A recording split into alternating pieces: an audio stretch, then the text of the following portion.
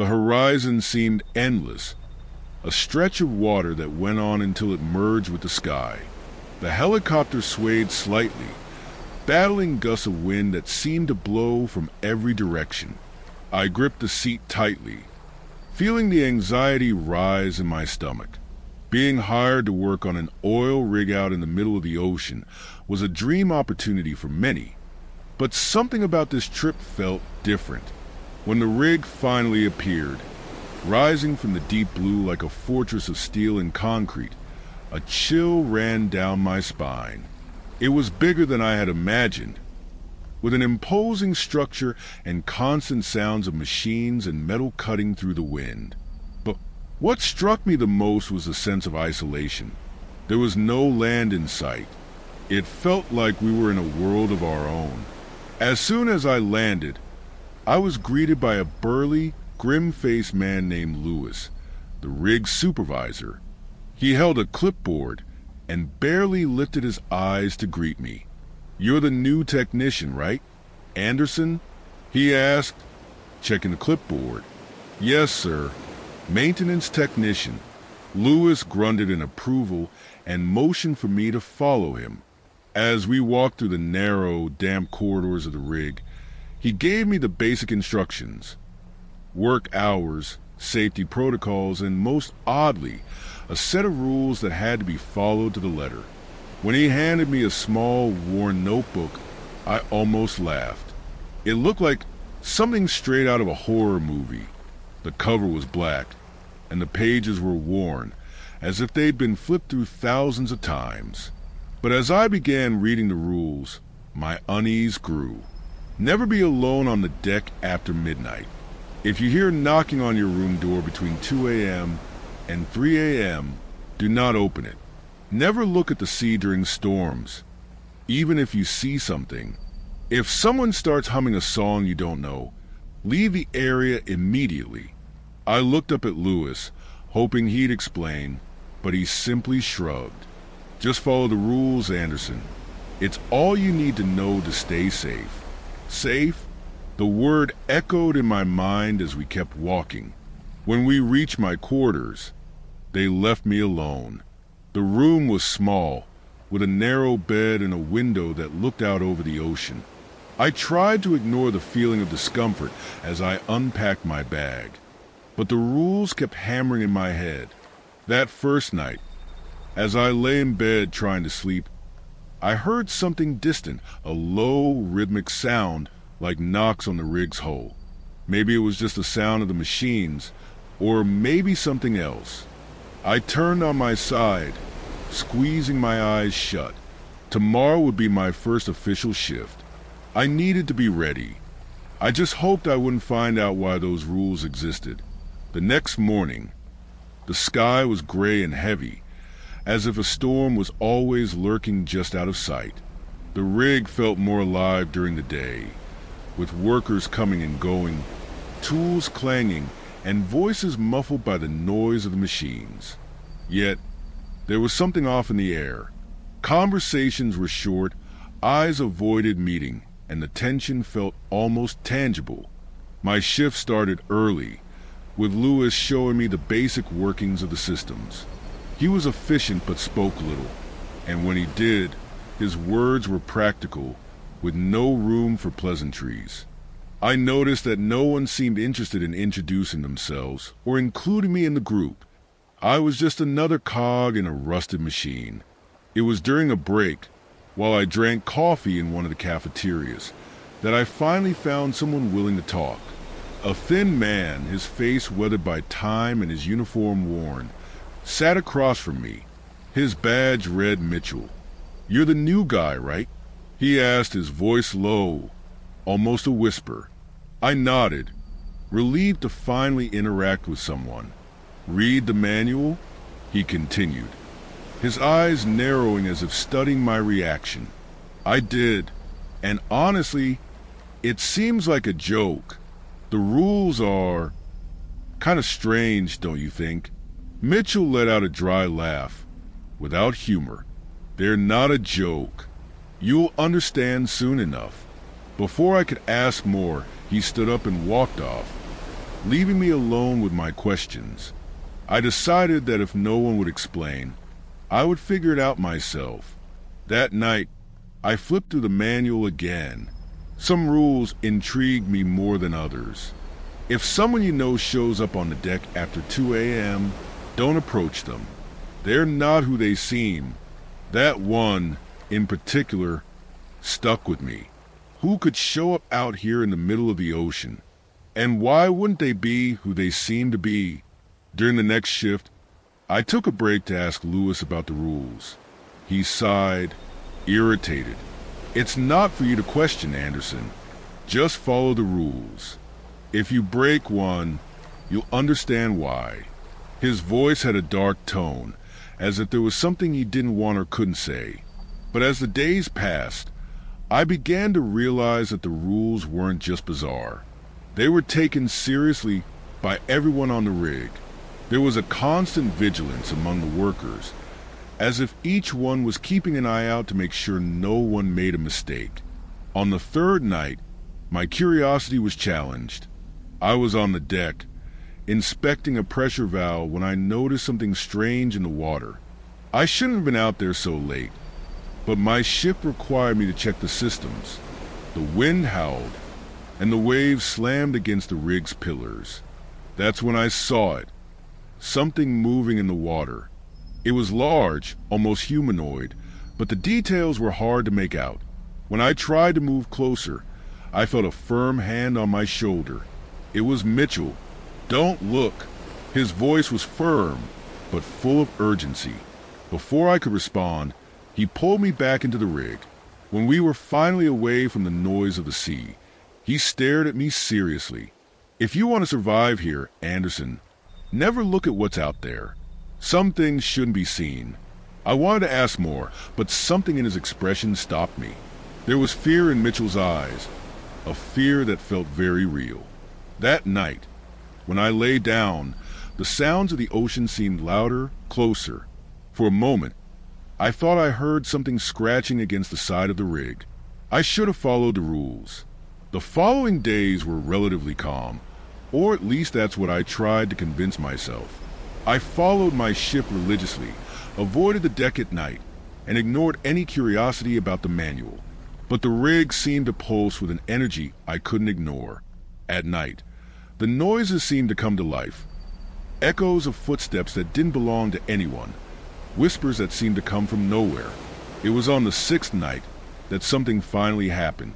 I was in my quarters, trying to read to distract myself from the unsettling sounds, when I heard it. 3 slow, firm knocks on the door. I froze. I looked at the clock. 2:22 a.m. My mouth went dry. The rule was clear. If you hear knocks on your door between 2 a.m. and 3 a.m., don't open it. I got up, hesitating, trying to convince myself it was just a colleague playing a prank or maybe just the sound of the wind. But the knocks came again, this time louder. Anderson? It's me, Lewis. I need to talk to you. The voice sounded familiar, but something was wrong. A distorted tone, like someone was imitating Lewis. My heart raced. What would Lewis be doing in the hallway at this hour? More importantly, how would he know it was my room? I decided not to answer, but my feet felt glued to the floor. Then the voice came again, this time more insistent. Open up, Anderson. It's an emergency. I closed my eyes and took a deep breath, trying to ignore the shiver running up my spine. The manual didn't say what would happen if I opened the door, but at that moment, I didn't want to find out. The knocks continued for a few more minutes, growing more aggressive, until they stopped as abruptly as they had started. The silence that followed was even more oppressive. I tried to sleep, but thoughts of what might be on the other side of the door wouldn't leave me alone. The next morning during breakfast, I watched Lewis. He seemed normal, giving orders and checking reports, but when our eyes met, I felt a tightness in my chest. There was something in his eyes, like he knew what had happened but didn't want to talk about it. Mitchell approached later, pulling me aside. They knocked on your door, didn't they? He asked in a low voice. How do you know? I replied, feeling a chill. It happens to everyone. It's part of the place. They test you. They want to know if you follow the rules. Who are they? Mitchell just shook his head, refusing to say more. Before I could insist, he walked away, looking over his shoulder as if something was watching us. During my shift, my mind couldn't stop thinking about the night before. I began to pay more attention to my co-workers, looking for signs of something unusual. That's when I noticed odd behavior. One of the operators, a man named Grayson, was muttering to himself as he worked. When I got closer, I realized he was humming a quiet melody, one I had never heard before. My instincts made me stop several feet away. Rule number 4 echoed in my mind.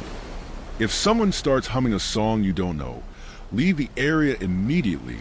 I slowly backed away, trying to act casual.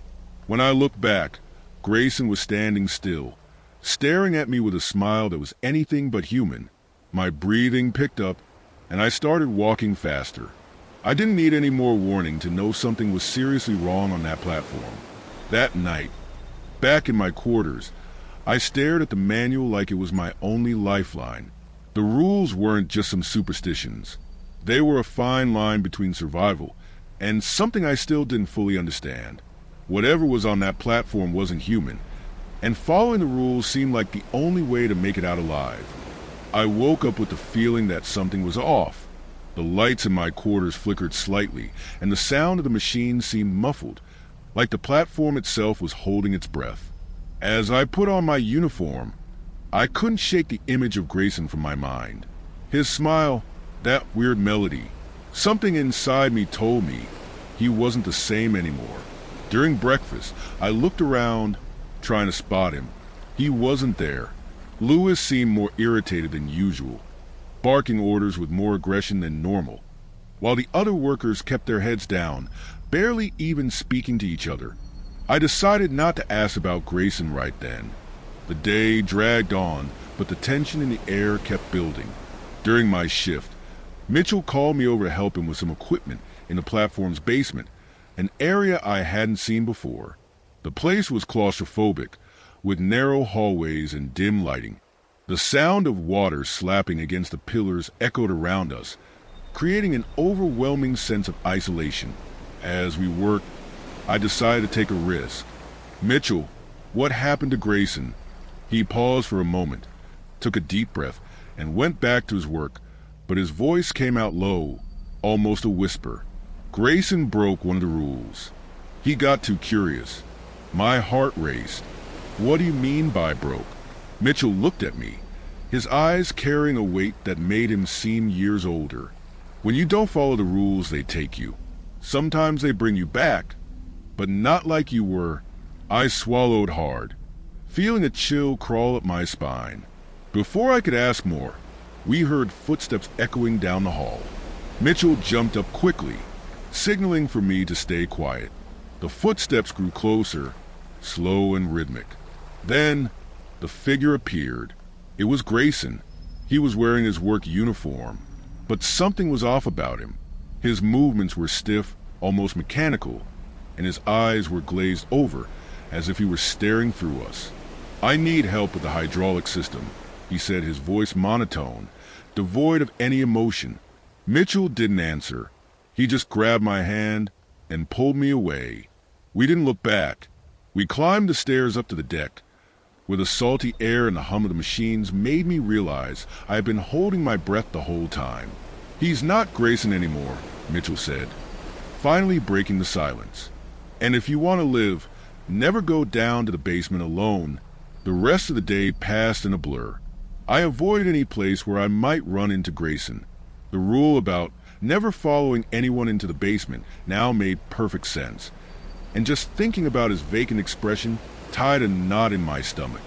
That night, while going over the systems, I decided to check the platform's records.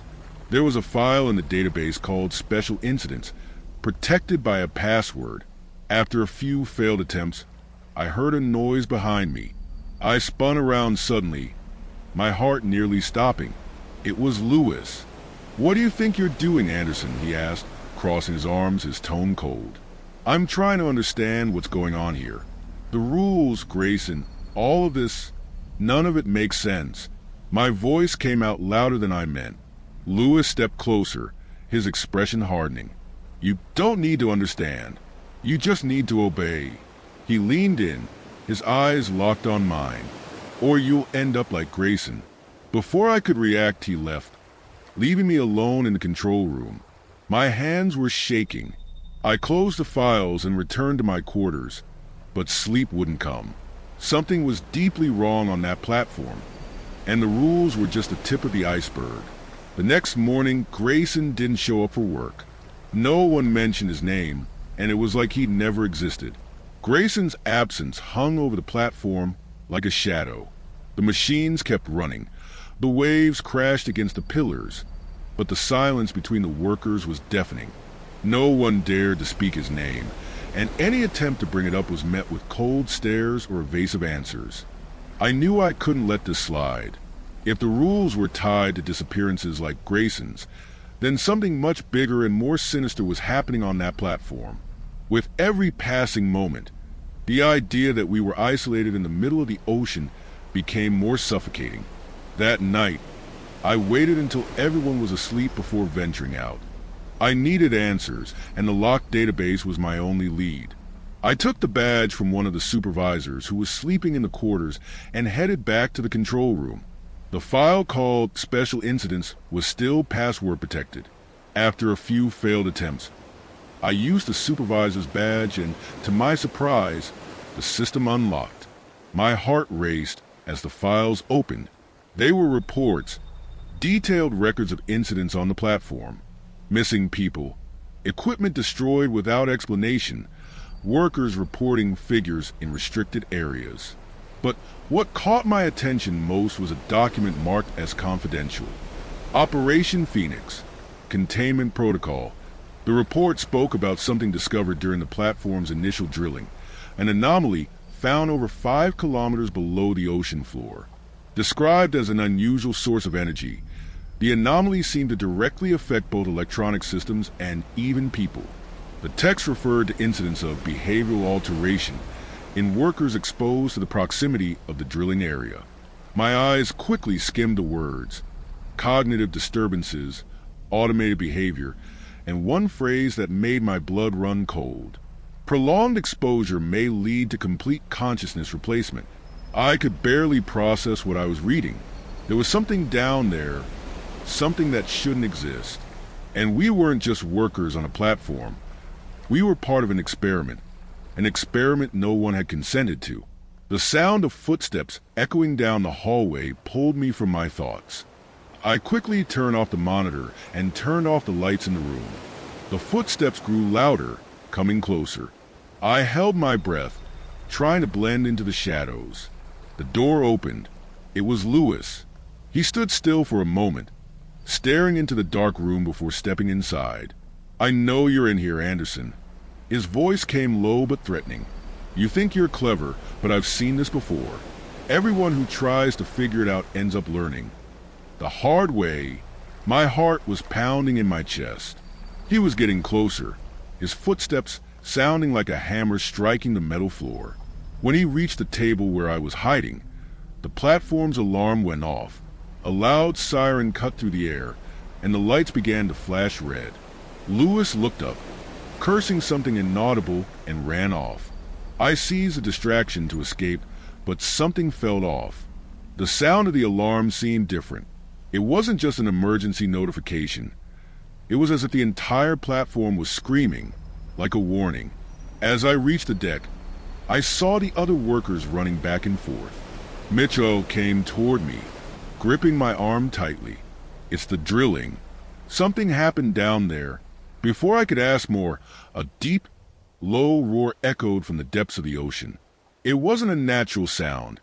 It sounded alive, almost conscious. Mitchell yanked me to the side, pointing toward the horizon. A strange blue light was emanating from the waters around the platform, lighting up the night sky. "It's the anomaly," he murmured, almost to himself. "It's reacting." The roar grew louder, and the platform trembled, as if something colossal was moving just beneath us. The sound coming from the depths was unlike anything I had ever heard before. It wasn't just noise. It reverberated in my chest, as if the water itself carried a message. The blue light emanating from the waves danced hypnotically, but there was something in it that caused a visceral discomfort. Mitchell grabbed my arm again. We need to go down to the drilling core. That's where it's coming from. The look in his eyes was a mix of fear and determination. There was no way to refuse. We took the cargo elevators and began to descend. The metallic noise of the elevator mixed with the rising roar, creating a soundtrack of terror for what awaited us. We reached the lowest level of the platform, a restricted access area I had only seen from afar. The walls were covered with warning signs and containment equipment. There was something strange in the air, a rising pressure, almost as if we were being watched. When we entered the main room, the scene was surreal. A massive monitor displayed real-time drilling data, but the numbers were all distorted, spinning, and blinking red. In the center, a large screen showed the drill's camera 5 kilometers below the ocean floor. "This can't be happening," Mitchell whispered. The image on the screen showed a vast submerged cave, its walls covered with something glowing in the same blue light we had seen above. In the middle of the cave, there was a structure, something that looked alive, pulsing like a massive heart. "The anomaly," Mitchell said, his voice thick with terror. "It's waking up." Before I could ask what he meant, the entire platform shook violently. Alarms went off and a robotic voice echoed through the speakers. "Critical energy level detected. Containment protocol activated." The doors began to lock automatically, sealing off entire areas. But just before the room was sealed, Lewis walked in, followed by 2 other supervisors. "I knew you wouldn't follow the rules, Anderson," he said, pointing at me. "Now you'll see why they exist." He gestured to the others, who started messing with the controls. Mitchell tried to intervene, but one of the men shoved him against the wall. "You don't understand what you're doing," Mitchell shouted. "The anomaly can't be controlled. We don't want to control it," Lewis said with a disturbing smile. "We want to unleash it." His words made my blood run cold.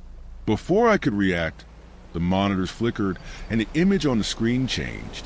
The anomaly's pulse quickened, as if it was responding to something on the platform.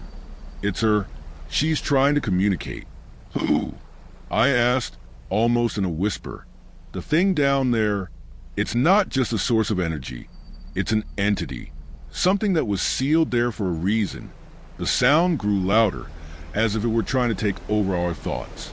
It was like a collective whisper, words no one could understand, but that filled our minds with terrible images, destruction, chaos, and an endless void. The platform began to tilt. Over the radio, we heard screams from workers on the upper levels. Something was happening out there, something we couldn't see, but we could feel. Lewis finally lost control of his expression. The smile was replaced with pure terror as he dropped to his knees, holding his head as if trying to block out the sound. It was then that the truth was revealed. What we were facing wasn't just an anomaly or some unknown energy. It was something much worse. It was a being that should never have been discovered. Chaos took over the platform. The sound, which had once been just a vibration at the bottom of the ocean, now filled the air like a living presence, pulsating in our heads. There was no escaping it.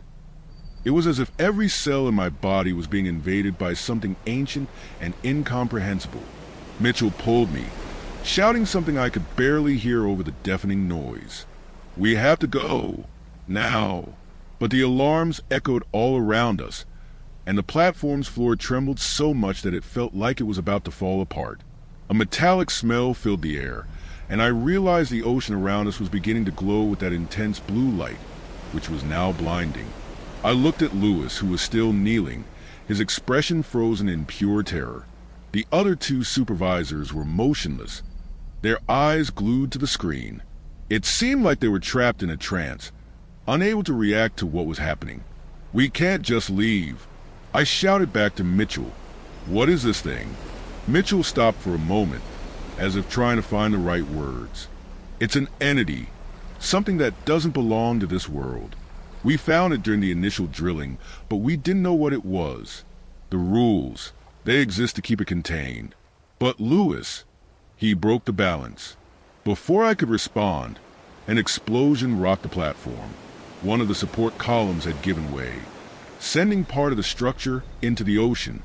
Water began pouring through the walls, and the alarms now sounded in an even more desperate tone. We ran through the corridors, but every path seemed to lead to more destruction.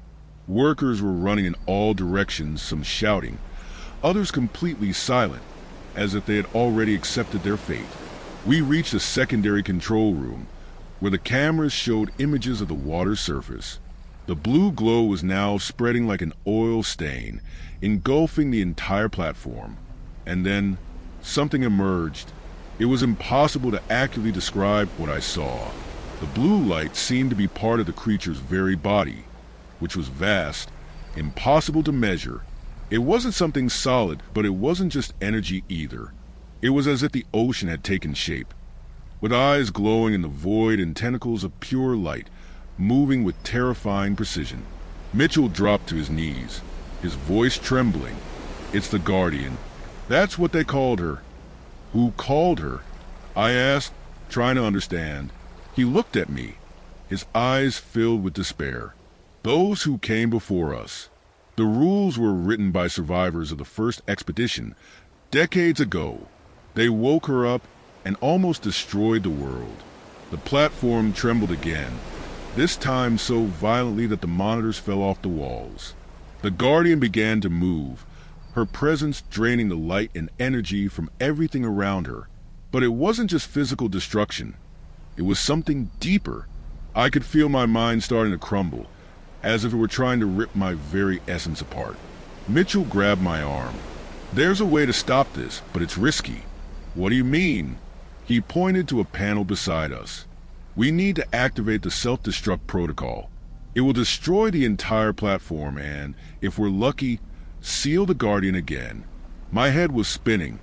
I knew he was right, but the idea of sacrificing myself, accepting that maybe no one would survive, was terrifying. "Do you trust me?" he asked. I hesitated for a moment, but then I saw the expression in his eyes. It was the look of someone who knew there was no other choice. "Yes." We ran to the main control panel. Mitchell started typing codes, while I tried to shake off the growing feeling that something was watching me closely. The sound of the Guardian was getting louder, as if she knew what we were about to do. When he finished, a countdown appeared on the monitor. 10 minutes. "This is the time we have to get out of here," he said, out of breath. We took the route to the lifeboats, but the path was a nightmare. The structures were collapsing, and the blue light now filled every corner of the platform. At one point, I saw a figure, Lewis, standing in the corridor, his eyes completely blue and his body trembling as if possessed. He whispered something I could barely hear. "She's here to judge all of us." Mitchell pulled me, and we kept running. When we finally reached the lifeboats, only 2 were functional. We climbed into one and began to descend into the ocean. The sound of the Guardian was now deafening, and the blue light seemed to engulf the platform completely. When the timer hit 0, the explosion happened. It was as if the entire ocean was lit by a blue sun, and the sound that followed was so loud that I thought I would never hear anything again. The boat was thrown away, and I lost consciousness. I woke up in a hospital days later, with Mitchell by my side. He looked exhausted but alive. "We made it," he said, his voice full of relief. "The Guardian has been sealed again." But there was something in his tone that didn't seem right. "For now," he added, looking out the window. I looked at the horizon, where the ocean seemed calm, but a small blue light shimmered in the depths, waiting.